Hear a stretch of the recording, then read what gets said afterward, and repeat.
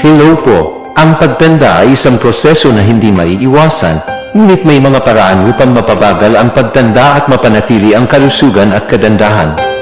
Para manbuelva po uli, narito ang ilang mga paraan upang mapabagal ang pagtanda. Una, kumain ng mga pagkain mayaman sa mga bitamina at mineral, tulad ng mga prutas, gulay, at mga buto.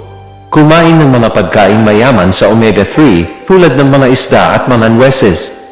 Pangalawa, gumawa ng mga ehersisyong pangkatawan, tulad ng pagtakbo, paglalakad, pagbisikleta at paglamoy.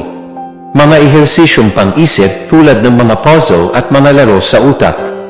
Pangatlo, matulog ng sapat na oras, tulad ng 7 hanggang 8 oras kada gabi.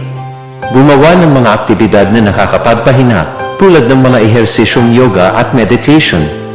Iwasan ang stress at maging masaya lang.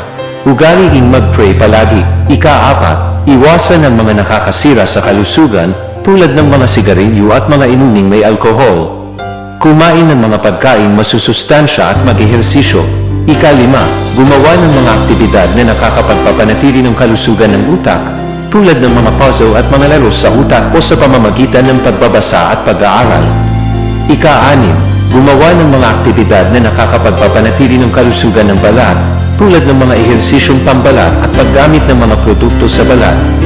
Ika-7, gumawa ng mga aktibidad na nakakapagpapanatili ng kalusugan ng mata, tulad ng mga ehersisyong pamata at paggamit ng mga produkto sa mata. Ingat po palagi. God bless po.